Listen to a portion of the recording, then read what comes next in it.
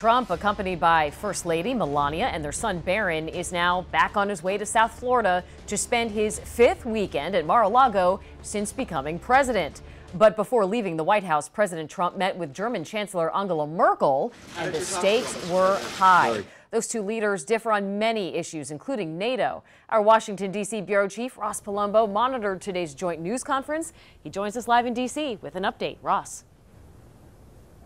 Janine, that historic meeting today overshadowed by the wiretapping allegations. The German Chancellor and the President for the first time meeting face to face. All of this after a very rough start on social media more than 2 years ago.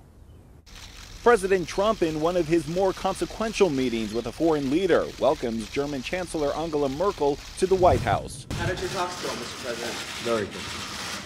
But the relationship hasn't always been so cordial. Trump has been very critical of Merkel in the past, bashing her on the trail, saying her refugee program was ruining Germany. Some of those differences have shown through during this photo op. The body language and looks on their faces are stark. You can hear Merkel ask, "Do you want to have a handshake?" To which Trump either ignores her or doesn't hear her. It's much, much better to talk to one another and not about one another.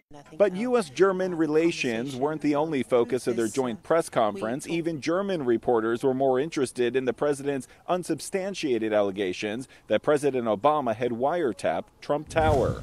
Things, after all, in the end cannot be proven. The first question Trump ignored. Wiretapping on the Trump Tower. The president first referring to Merkel's cell phone being wiretapped by the Obama administration. At least we have something in common, perhaps. Trump defended White House spokesman Sean Spicer, who had before read off an allegation from a media report that British spies had been ordered to wiretap Trump. We said nothing. All we did was quote a certain very talented legal mind who was the one responsible for saying that on television. I didn't make an opinion on it.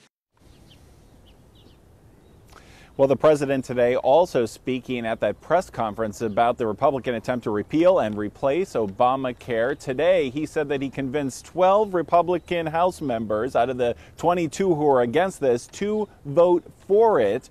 The vote on that coming up in the House possibly as early as next Thursday. And as you say, Donald Trump on his way to South Florida tonight, where he will spend the entire weekend. For now, it's the very latest live at the White House. I'm Ross Palumbo, Local 10 News.